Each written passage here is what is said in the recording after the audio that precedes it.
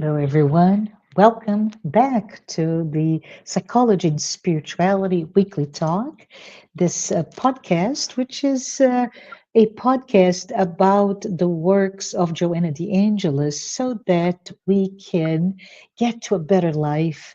Those are series of talks, and today we begin with something that I feel it is quite and deeply human, and in my own words, deeply sacred as well, right? We are today beginning a series of talks on grief. Now, not grief just from a clinical category or even as a sense of something that we suffer, we're vulnerable, therefore, it is a how can I say, weakness within us, but grief is something not even to that we need to go as fast as we can and move beyond that, but it is about grief as this prism. So with that, I'm gonna not gonna spoil because I have Jussara Korngold, the co-founder and co-host, here with me, and we're gonna explore this theme and explore the next few talks about the same. How you doing, Jussara? Oh, hello, Marcia. Hi, everyone. I've been doing okay. Still dealing with the winter time here in New York. Other than that, we're just great. Very good. And Jussara, we're talking about this idea of grief as a prism, right? Can you talk a little bit about it? What do we mean by that? Yeah, for starters, Marcia, I think that the reason why, for everyone to know, we are starting this series is that whether by a coincidence or not, or because sometimes we just focus on some more particular topics that are happening not only to us and friends but that are happening in the world. We focus our attention on the pain, the grief, the loss that everyone is experiencing in one aspect or the other. Mhm. And it's a very important, I think, and interesting journey for all of us in particular, because it is this way where we start looking at the other and seeing, you know, um, the reality and the reality of life that for everyone, and the burdens and obstacles, hurdles that everyone has to go through, that we are also going to develop a very noble virtue, which is compassion, Mm.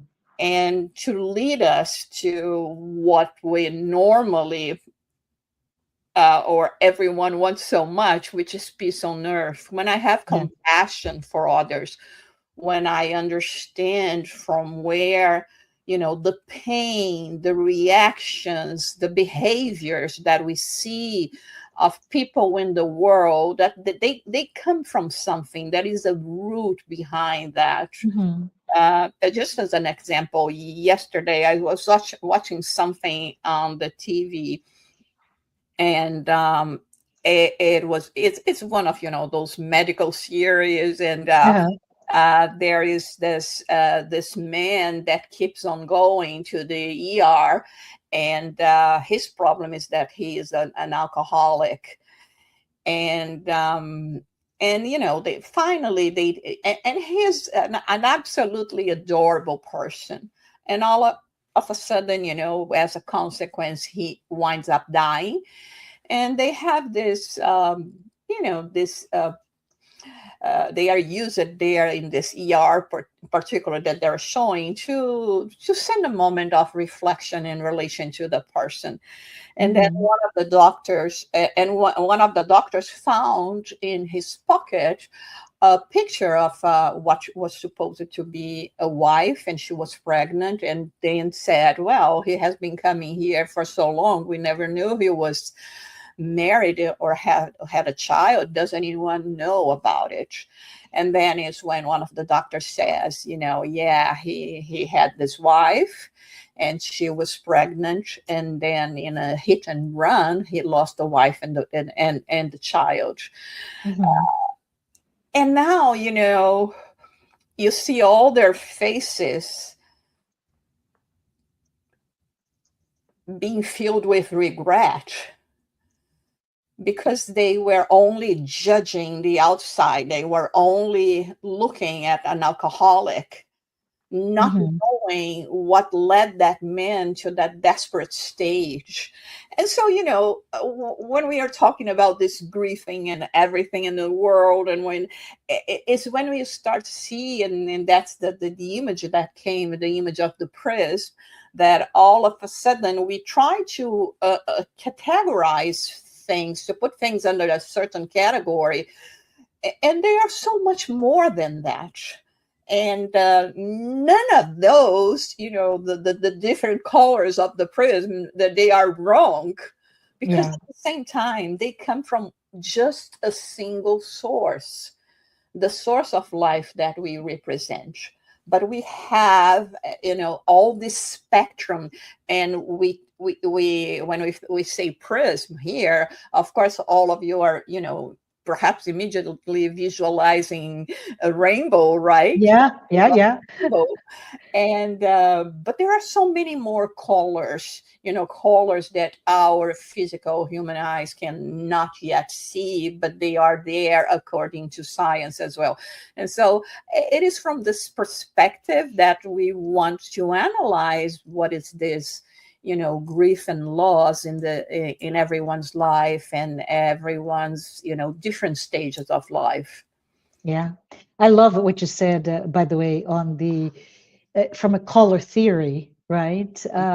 It's no longer primary colors, yellow, red, and blue, becoming a secondary, tertiary in the rainbow. As we can see, 7 colors. It's really much, much more. Color theory, there is a multitude, and we always remember the Pantone, right? Mm, The combination of each color that makes a color exactly as we need. mm, And, and that's a great idea to see we are a speck within that huge spectrum of colors. This is just this one point today in the moment of our pain, right, Jussara? And I think when you mention the different aspects of the struggle in the case of the TV series that you're talking about, where the man was categorized an alcoholic and all sorts of judgment about his choices, etc., etc. But beyond choices, beyond the actual lack of moderation in ingesting alcoholic beverages led to a lot of negative impacts to his body, therefore ER. But below the surface, there's so much pain and the grief that probably he could not really go through with the loss of a wife, right? And a child in that case. So I think it's actually, really, yeah, is why I think we are bringing this series about, in the yeah, sense of, you know, being brave enough to recognize that we go through things that are very traumatic in our lives, yeah, but it's still we need ourselves to be able to address that, to understand the normalcy of that, hmm, and the responsibility that each one of us have in relation to other people. Because hmm, there could be people that could have to help at him yeah, more, in a sense, to be to behind perhaps this aggressiveness, uh, the hurt and everything, to be able to stay there, to stay hmm, longer, and to do something. So it's not just an invitation for personal growth, hmm, for us to be able to deal with hmm, you know whatever life brings to us. And here I thought about something very simple, like, if life Yeah. gives you lemon, you always have the possibility of making it a lemonade. Maybe you will not be able to do that alone. You need someone to Yeah. bring water and sugar. And Yeah. this is what life in society means. We need each other. We need Yeah. each other, especially when you are going through those difficult waters of life. Yeah, and I think in a way, as you're talking about, I love the example of the lemonade. Let us all make lemonade when we get to lemons, right? The lemons toward us to our day to day or whatever. But what I'm thinking here is also that we all cope. Our coping mechanism to deal with what we could call pain, right, Jussara? It is grief, it is loss, but there's a moment of suffering and pain in this process. And how we deal with that, whatever the source may be, Mhm. differs from person to person. The mechanisms are inherently different based on your, I don't know, your gender, age, nationality, creed, etc., etc. We tend to choose this tool versus another, but the first and most important aspect of it all is to become aware that the pain is real, but it is to be expected Mhm. when we do certain things. And when there is the level, I think you used the word of the normacy of the moment, right? When we confront with the normacy of the moment, let us be brave enough to confront. Even the confrontation means, Jussara, hold my hand and walk with me so that I'm able to look face to face with whatever is so terrifying at this moment. And sometimes, there are just too many lemons, you know. Yeah, yeah, yeah. Not deal with squeezing all of them and squeezing Yes, all of them at once. And so here we are not here to say, oh, or for for people that are listening to us to think that we are taking for granted their pain. We feel pain as well, and a lot. yeah, But it, yeah, it is to in a way to say, listen, first of all, you're not alone. And there is a very beautiful Buddhist story about that. It's that one day a woman with her baby in her lap that has just died. She goes after, she seeks one of those Buddhist priests to for hmm, help. And yeah, because she's going from house to house looking for a medicine to make her son or daughter, the story doesn't say, to revive again. And finally, when she goes to him, he said, well, I have a medicine for that. I just need 1 grain of mustard, but you have to get this 1 grain of mustard from a house that has never experienced loss. And so this is, the story. She goes to so many houses and everyone has experienced loss. And so here is not just say, oh, just cope with that because this is part of the world, but I mean, you start seeing with compassion and without understanding, and we not without just going in a rebellious way. Because another facet that we have in relation to the prism, that everything is accepted, is that sometimes we are going to be angry or have fear or nostalgia or feel hmm, guilt or hmm, sometimes relief and gratitude. Because sometimes, if we are talking about loss through death, grief because of death, because hmm, that person was suffering too much from an illness or something. And so in our hearts, we are going to feel grateful that the pain is over. So hmm, there are many different aspects. And the thing is, if this is inevitable, like very much the topic that we are talking about, it is inevitable. I know people do not like to talk about it. When you go and research what is the most extreme fear humankind has, is of course is the fear of death, but not only Yeah. death process per se, but the oblivion, Yeah. the unknown. And this is where, spirituality, all the teachings, the knowledge that we gather from Joana de Angelis, from Spiritism, from Kardec, and so many others, you know, uh, is so important, because also we are inviting our listeners to go into a different perspective. Hmm. Death, the momentary loss of a person, doesn't mean losing that person forever. But in a Hmm. sense, here we are not only talking about death, we are talking about every grieving process that we go through, to so many others, because of so many other different aspects of life.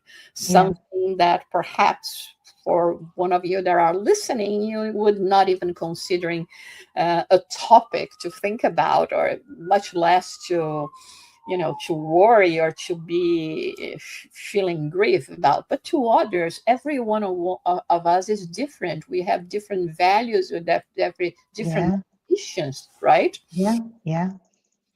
And what comes to my mind, when in this, this beautiful tapestry, if you will, of different colors and different emotions, different types of losses, and grieving differently. What comes to my mind is, again, the fact that we're all in pain, as you mentioned, Jussara, and we're all equally grieving for some sort of loss. And this is very interesting because if you were to think about it, right, uh, this grieving process may be not visible to everyone, but it's felt. And it is how we start to mature, to learn how to deal with loss differently, to reveal our loss, our grieving due to loss, right, through a different mechanism.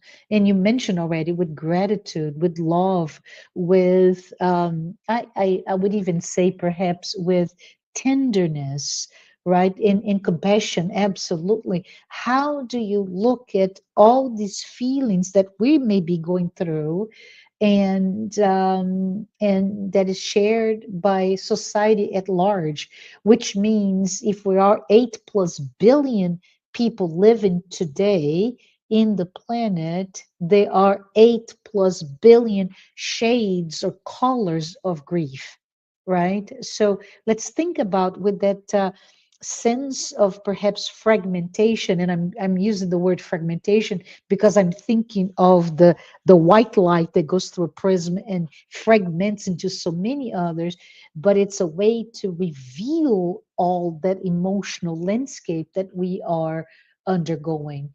And whatever it is, I don't know, Josara, let's say vulnerability because my childhood is no longer, or or that intensity of adolescence that we look at it with nostalgia, perhaps, right? Where did my fearlessness go now that I'm no longer that? Or my choosing, um, in the crossroads of adulthood, perhaps, or even the beauty of coming to a place closer, perhaps, to that inner peace that you talked about, Josada, with the integration of all of our life choices that comes with maturity. And we talk maturity as we perhaps go beyond that faded midlife crisis and start to look at different avenues for our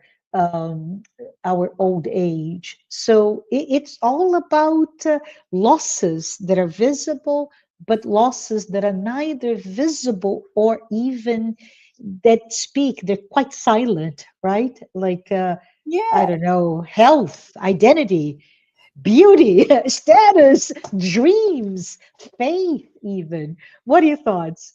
And it's also a matter of perspective, right? This is Hmm. what we really wanted to talk about here, because Yeah, we can see in the face of a child saying, I cannot wait until I'm 18 or 21, right? yeah, And then we can see in the face of someone that is in the 40s or 50s say, oh, you don't know how great it is to be a child. Or yes, we yes, can see someone that is just recently married, and yeah, others where is going to be envying them because, oh, look, envying in a good way, okay, say, yeah. I wish that for me as well, and they are thinking, oh my god, now I'm married, What and have I done?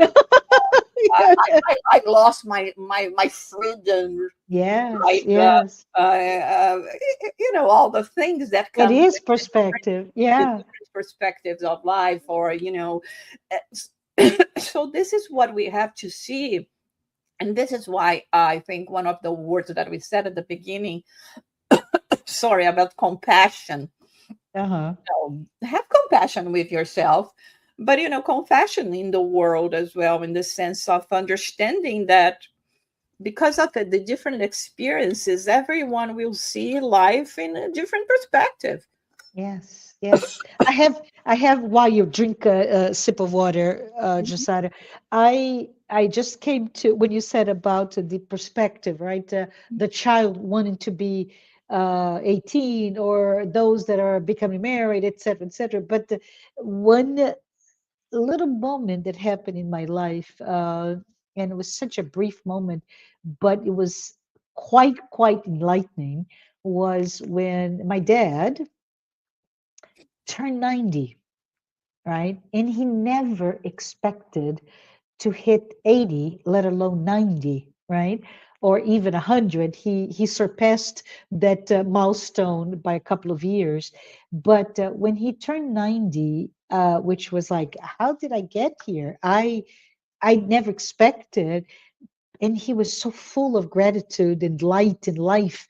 And at the same time, and I think I mentioned this to you before, Jasada, I was very close to my 50th birthday, right?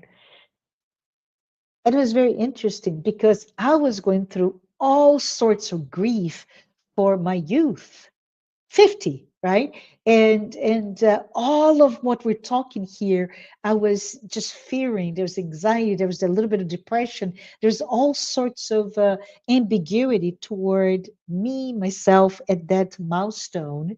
And I asked my dad, and I said to him, hey dad, right, I'm turned 50, uh, what is your desire? What would you like to happen right now that you are turning 90? And he looked in my eye and he said, oh, what I would give to be 70 again.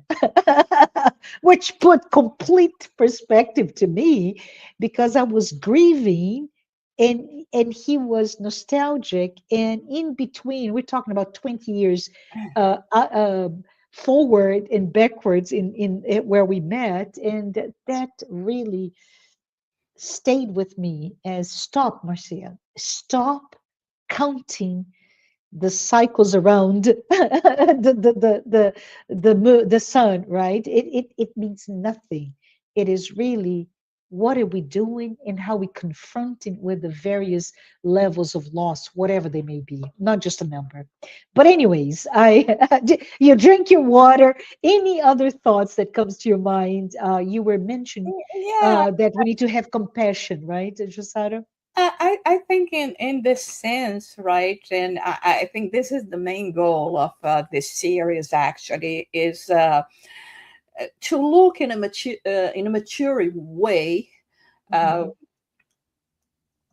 at our lives, Yeah. and see the different ways. And I mean, it's not that we want to focus on the hard stuff and the negative, Yeah. but unfortunately this is what we do. And I think this is a path for us that needs to be addressed, a subject that needs to be addressed, Yeah. and Yeah. something that we try to avoid. We talk about vacations, we talk about the success of, of people, and sometimes, we have a very hard time, and society not necessarily allows us to speak about ourselves, to speak the truth, to speak about, or to have a productive, intuitive conversation that could help one another. Because at the end of the day, all of us, we need that.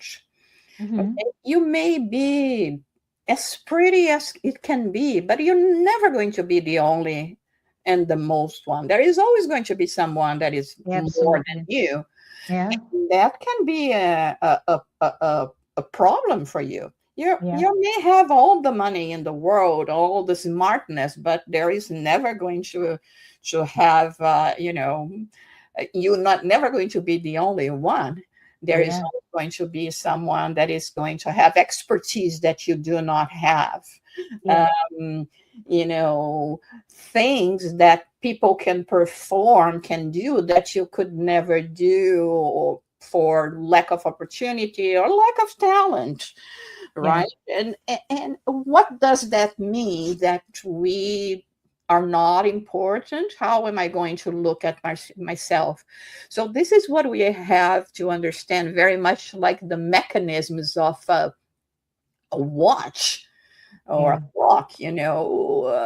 We are different pieces, but we all matter, because Yeah. otherwise the clock is not going to work. And this is how life in this planet should be looked at.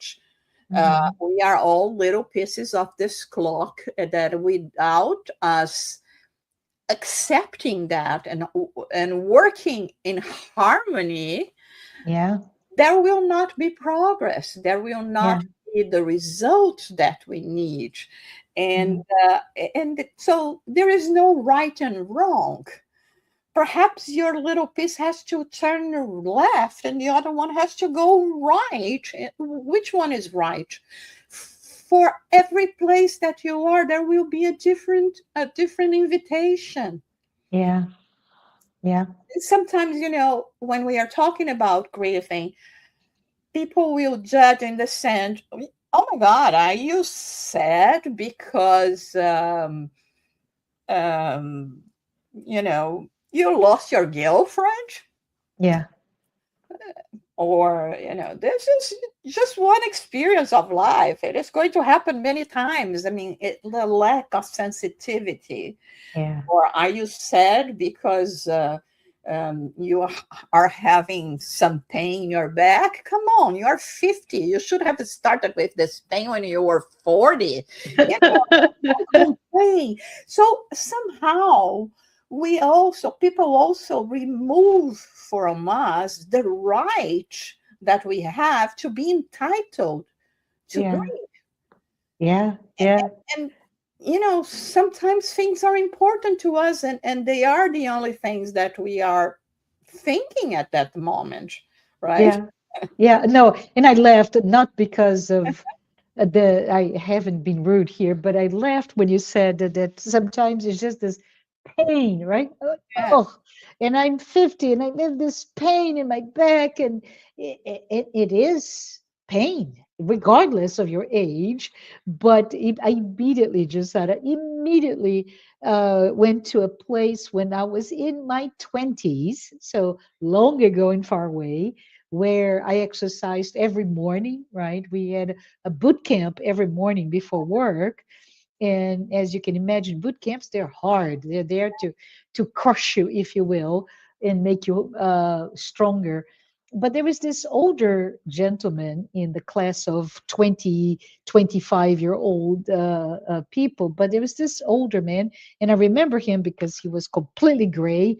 and very distinguished. And there we were with weights, and he would go, ugh, and another one, and he would grunt like, ugh.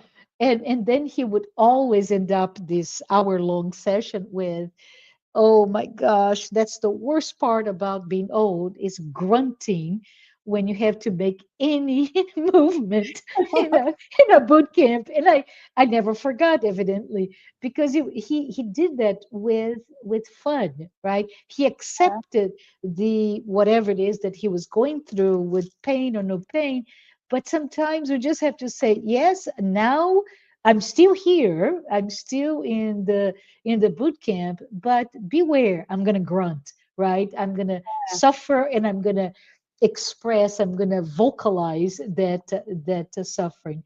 And I just think that from a grief perspective, Jussara, love to have your opinions about it. But grief also contains different emotions, right? So perhaps this longing, uh, but also for some different types of grief, it's about anger or fear or simply nostalgia, those bygone days of a bygone decade of my life, and we just have nostalgia of that, or guilt for having or not having done some things, or relief. I think you mentioned relief already, or gratitude. But sometimes it is all of those emotions and more at the same time, right?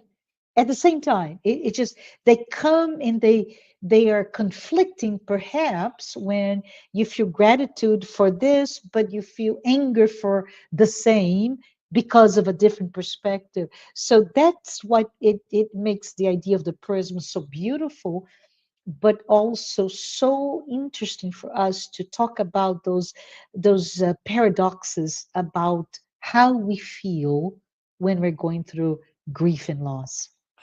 And you mentioned something before when we started our conversation, Yeah, um, the word repression, yeah. right? And now that you bring this up, like, I was only imagining putting all these emotions in a blender, and people look at us, you're no longer bipolar, you are multipolar, right? I love it. Yes, yeah, Because I don't know, in 5 minutes you're laughing, and then you're crying, and then you're angry, and then you're complaining, and and we learn in psychology that we should not repress our emotions. Having said that, it doesn't mean that you just have to, pour out all our emotions on the shoulders of others, or just right. forget about the people's space, and our responsibility not to cross over our boundaries. So it doesn't we are not saying here that just because you are feeling all those emotions, you are entitled just to tell people, I am like this, and I can be like that, and I'm going to be rude and Yeah. aggressive towards you. This is not what we are talking about. But we are not talking about you pretending to yourselves Mm-hmm. and Mm-hmm. pretending to others Mm-hmm. that everything is okay, Yeah. and And understanding very much, just mentioning here briefly, but we have the great Elizabeth Kubler-Ross that yes, has this book, this theory about the 5 stages of grief. Sometimes people say yes, 7, yeah, but yeah. when you go through that, and sometimes it's not that we say, oh, today I'm in the phase of No, angry. uh, No, sometimes you go through that in 10 minutes, in 15 minutes. You are angry, you cry, you rebel, you yeah. bargain, and then You accept. Yeah, you yeah. accept. Well, it goes down to go up, right? Yeah, yeah. And, Yeah. and you see, so I think it's very important for us to think about that. And this is actually the, Mm, I'll keep on getting back to that. Our aim here, do not be afraid to look at yourself and your emotions. yeah. Allow yourself, be compassionate with yourselves. It's Yeah. not just for you to say, I just heard today in a podcast that I can be like, no, it's just for you to, it's the process of growth. Okay, this is happening. Yeah. How can I get the best out of it? Yeah. Yeah. I like it. I absolutely love the model, right, that Elizabeth Kubler-Ross brought to the world at the end of the 60s. So, wow, right? We're talking about what, 50 years ago, 50, 60 years ago, if you will, um, where from her observation, she saw this universal curve of emotional response to grief, right? And we see that in every aspect of our lives. And what I find it interesting, Jussara, when we talk about putting all this emotion in a blender and mix it all together, and we cry, we laugh, we do this because we may experience indeed different griefs at the same time for different losses at the same time. So it's not that we compartmentalize our emotional response to an event, but there's so many events in our lives that we need to be also aware that stress is cumulative. They don't go like, oh, last year I did this and now I'm suffering this. So it's a different curve. It is cumulative. And Mhm. while I may be healing, if you will, my loss of, I don't know, a marriage. You mentioned getting married, right? So that family structure that I had, and now with divorce, it's leading with a lot of grief for that.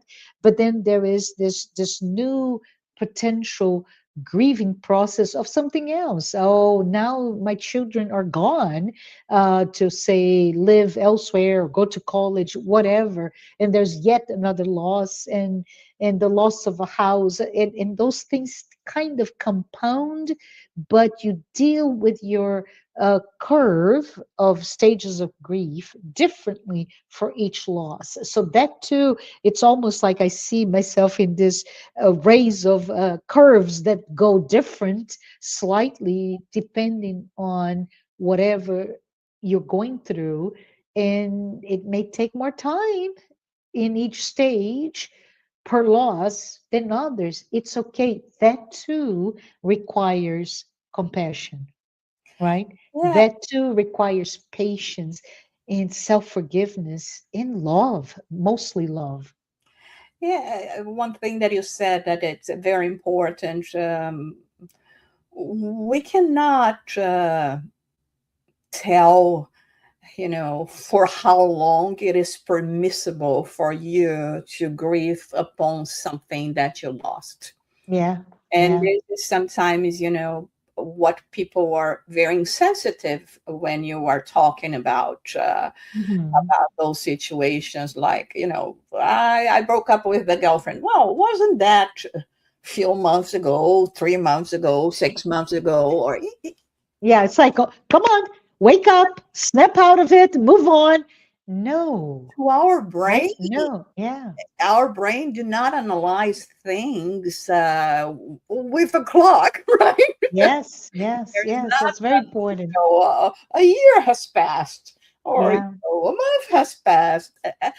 It's the emotion that we feel at the moment, and this is yeah. one thing that it's very very hard with us human beings. If Mhm. you, let's say you were in fourth grade and a friend of you came there and hit you, Mhm. if you see 20 years, 30 years later this friend, and this image comes to your mind, is not only the memory that comes, but the emotion that you Yeah. felt at that same day 30 years later. And so this is how our brain, our spirit works. It comes with this full intensity. And that is why it is so hard for us to tame our minds, right? But sometimes Yeah. they do need that, because we have to keep on remember that was 30 years ago. I cannot label this friend when he was like, 7 and 8, 9 years old. And Yeah. now 30 years later, 40 years later, oh, it's that boy that hit me when Yeah. I was in third, fourth grade. And sometimes, and that's how it works. And Yeah. that's the reason why, when we are talking about this, about grieving, about the processes that we are going through, uh, there is no get over with, just Yeah. forget about it, Yeah. move on. And okay, I understand that sometimes in the minds of people, those can be words of encouragement, motivation Yeah.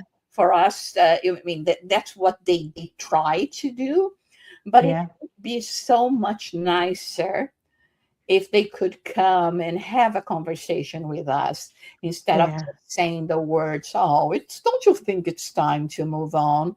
You know, Yeah. sit down and talk. What is happening to you? Why it's been so hard for you to contemplate a different scenario? Or, yeah, makes all the difference. Yeah, my word is because you mentioned compassion, right?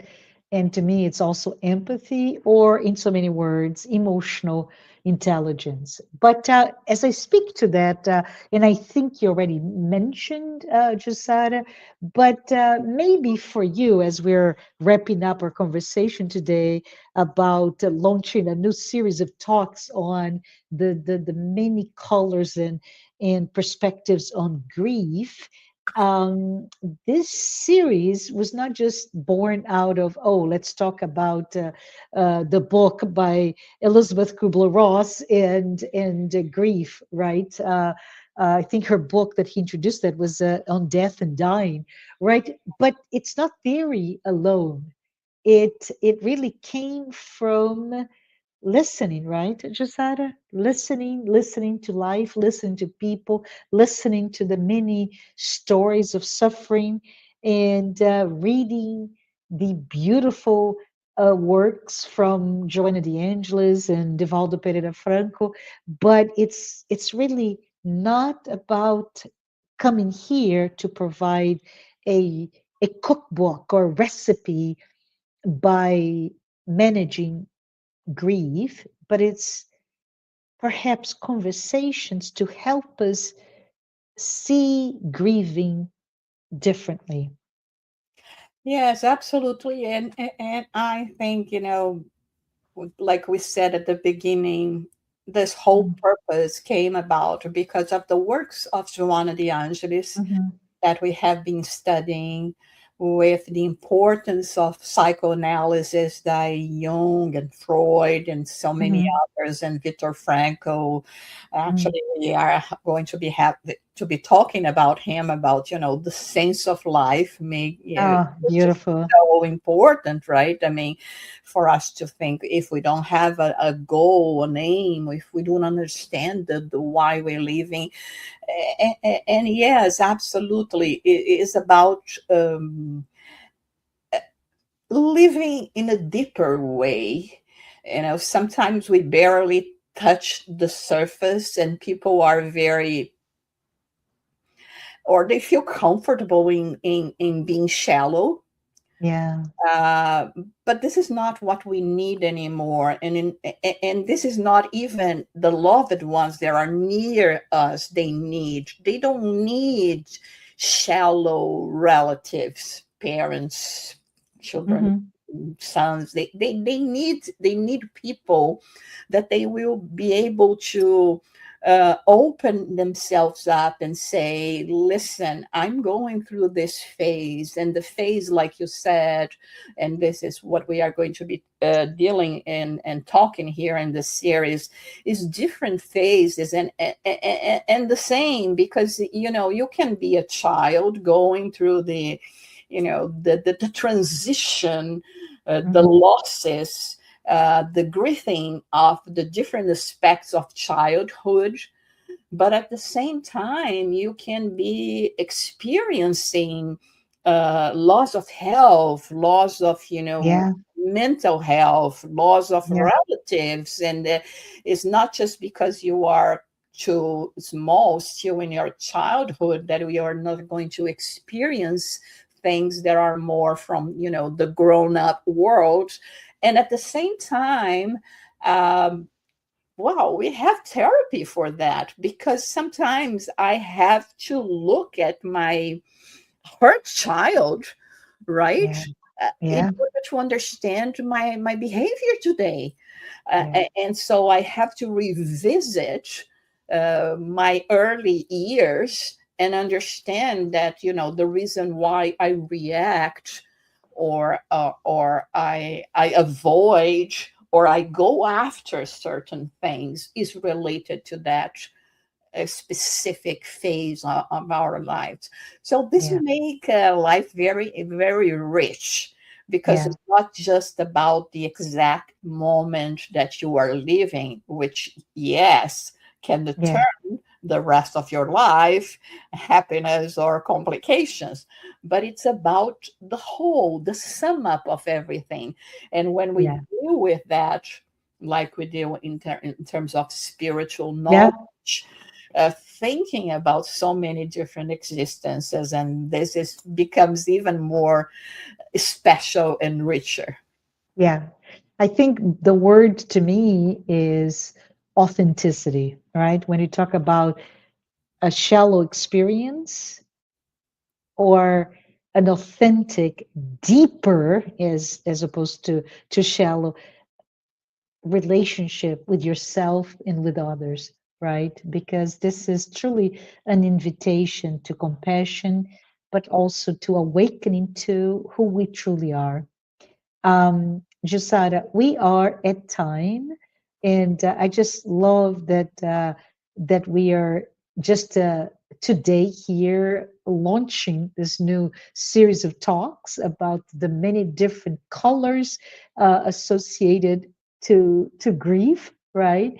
And as we close this conversation, this first one, I just want to leave all of us with something quite simple, if not potentially revolutionary.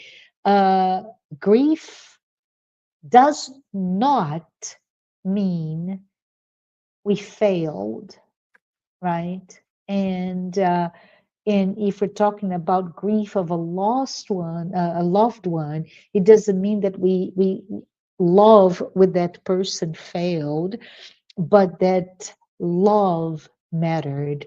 So let's us not rush healing the pain that comes from grieving. Let us really treat that process as perhaps an interruption of what life, the day to day life was, but for whatever reason, a cycle ends. And let's look at it. How can we rearrange our feelings, our emotions? How can we change even how I manage my life in this new cycle in a way that is compassionate to me and to others, in a way that is quite loving, gentle, and quite frankly, it exalts perhaps humility because we really don't control everything, like Jusada. We cannot say, I will marry, and I'm thinking of the example, I will marry person X, and it will be happily ever after. sometimes that marriage will end, in many cases, divorce or even widowhood. And we need to rethink of that relationship with that person. It does always mean what is it that we can look at the history with gratitude, with love, and the promise not of this emptiness or even darkness, but this new beginning of that relationship. So I just want to say, Jussara, thank you. Thank you so much for your beautiful thoughts and ideas on this series of talks. I want to thank you specifically for that. And we will continue with different aspects of grief. And I want to thank all of you who are here today listening to us. Come back. And if you know somebody who's going through grief, please let them know that we are going to be talking the many, many aspects of grieving and loss. But for you, if this is the first time that you're listening to our conversation, this program, the Psychology and Spirituality Weekly Talks, they're all based on the works by Joanna DeAngelis. So we hope we're able to extract some things, get excited about the upcoming episodes, and of course, I want to also thank our sponsors, Mansão do Caminho, the United States Spiritist Federation, the International Spiritist Council, and AMI Brazil. And everyone, thank you, and so long. Till next week.